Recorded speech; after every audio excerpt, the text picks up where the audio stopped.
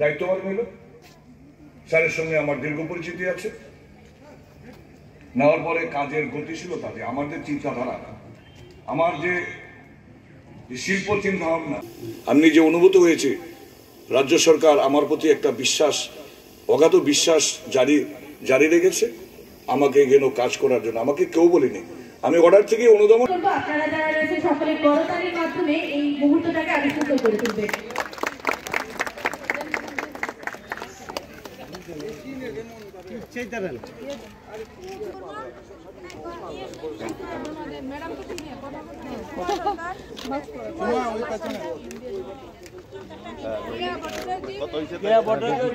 শিল্পের ইতিহাসে আমি 2018 সালে আমার রাজ্য সরকার আমাকে এনে সবচেয়ে স্বনির্ভর, ওনার কারুশিল্প কারখানায় সবচেয়ে স্বনির্ভর এবং সবচেয়ে সচল এবং উন্নত মানের জিনিস উনি তৈরি করে থাকেন। উনি উপস্থিত রয়েছেন। সকলকে যে চেষ্টাই কিন্তু রাজ্যের মহিলাদের আরো এক ধাপ এগিয়ে নিয়ে যাবে এবং একই সাথে আমাদের ত্রিপুরা রাজ্যকেও আমার এখানে ম্যানেজিং ডিরেক্টর ছিলেন স্মিতামল আইএসও। উনি এসে পম্পা ম্যাডামের সঙ্গে আমার একটা কমিউনিকেশন করে দিয়েছে। পম্পা ম্যাডামও বলছে যে আমরা অ্যাড্রেস করছি না, শহর দিগটা শ্রদ্ধেয়াশ্রী পম্পা কর্মকার মহোদয়া উপস্থিত রয়েছেন। আমার বন্ধুবর রাজ্যের একজন কারুশিল্পী।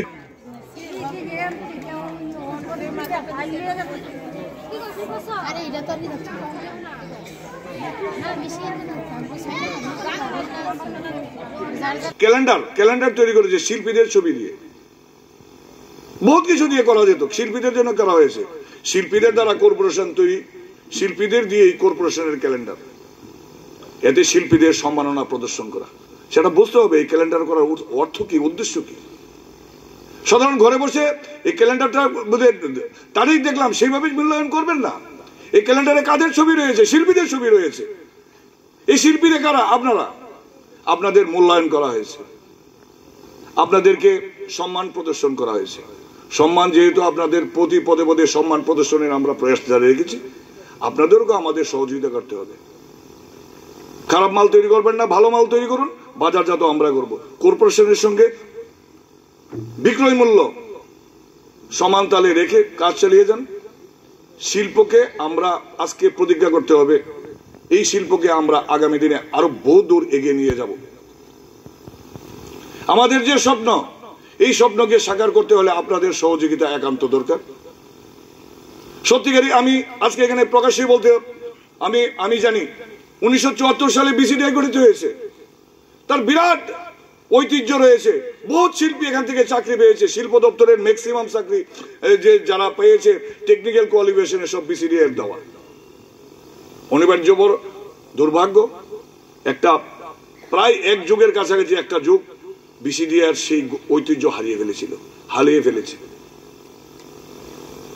আবার পুনরুদ্ধারের চেষ্টা চলবে। পৃথিবীতে কোনো জিনিস থেমে থাকে না, থেমে থাকতে পারে না। মার্কেটিং সেন্টার আমি 1994 সালে যুক্ত হয়েছি।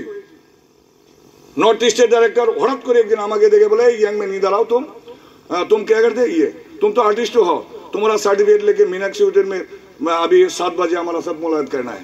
ये हार्जू साहब सब कुछ আপনারা সবাই জানেন, হারজু সাহেব ওই যারা পুরান আছেন, নিয়ে বললো তুমি এত কাজ করো, এত কিছু জানো, তুমি এখানে বসে আসো, তুমি আমাকে একটা চিঠি দিত স্যার, এত আপনাকে যে চিঠি দিতে হবে সেটা তো আমাকে কেউ বলেনি। এই যা कोई চিঠি का जरूरत नहीं, তোমার সার্টিফিকেট জেরক্স করকে মেরা পাস দিয়ে দাও।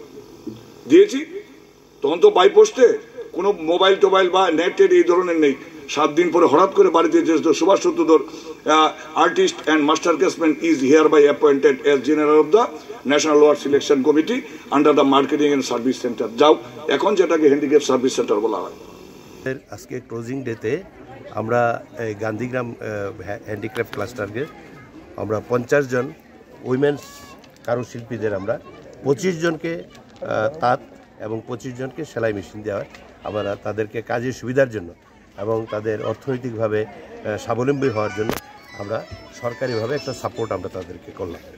আগামী দিনে আপনাদের আর কি পরিকল্পনা? আমরা এই কারুশিল্পের যতটুকু আমাদের সরকার এদের পাশে আছে এবং যা যা প্রয়োজন সরকারি নিয়ম নীতি মেনে তাদেরকে সাপোর্ট করার, তাদের স্বাবলম্বী হওয়ার জন্য সবটাই আমরা করব।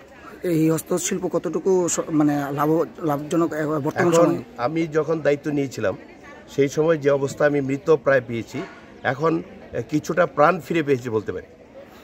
কতদিনের প্রদর্শনী ছিল এখানে? এখানে 6 দিনের প্রদর্শনী ছিল এবং প্রদর্শনীগুলিও রিসেন্ট আমরা যে ট্রেনিং করেছি, যে আমাদের কারুশিল্পীদের যে ট্রেনিং করিয়েছি, নতুন নতুন প্রোডাক্ট আমরা মার্কেটে যেগুলি ডিমান্ড আছে সেগুলি আমরা তৈরি করার আমরা পদক্ষেপ নিয়েছি এবং আমরা সাকসেস হয়েছি বলতে পারি। কীরকম সাড়া পেয়েছেন? ভালো সাড়া পেয়েছি। ঠিক আছে।